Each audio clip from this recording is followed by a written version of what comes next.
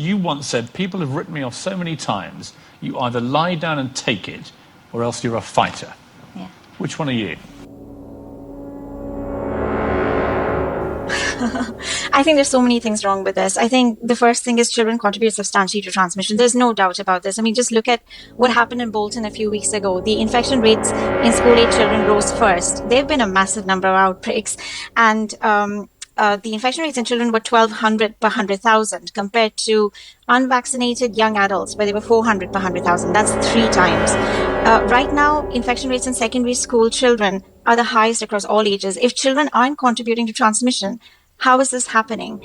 And also, we have very strong data from Denmark, from the US, from Sweden, all showing that parents and teachers are at much higher risk than the general population in terms of getting infection and in terms of getting hospitalized, and in certain age groups, even of dying.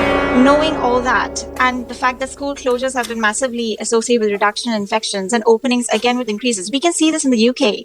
We've seen reductions over half term, and we've actually seen that community transmission often follows school openings and closures. In December last year, at the end of term, the infection rates were highest in primary and secondary school children among all age groups, as they are now. So children definitely contribute to transmission, and something Israel understood very early on, which is why they actually only opened up their schools once 80% of their population was fully vaccinated.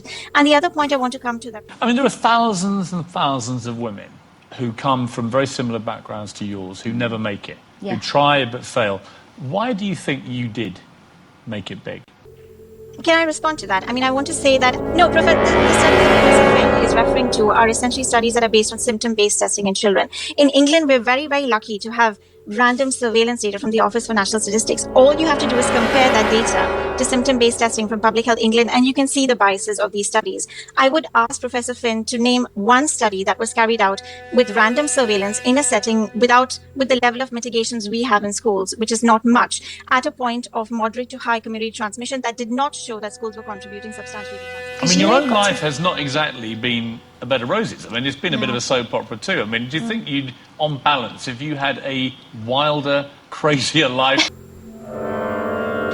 Okay, I have read all the studies that you've outlined, Professor Finn, and respectfully, all of the Shemes-Lathani studies, and I've read all of them, have not based ascertainment of the index case on random surveillance. They are all symptom-based studies that have been based on case ascertainment by Public Health England. In some cases, contacts may have been surveilled, but we know that even case ascertainment based on symptom-based studies is flawed. And the first study by Public Health England that came out till June last year, that I think was peer-reviewed and published, essentially was carried out at a period of time where schools were largely closed and attendance was only 7%, and it was symptom-based. The more recent study that you're referring to was also symptom-based, and if you just compare the results of that study with ONS data, you can already see that they are very different and biased. And I'm quite amazed that expectations and having all those things together. It doesn't matter, of course, how to speak about the difference between the willing to participate. I'm not going to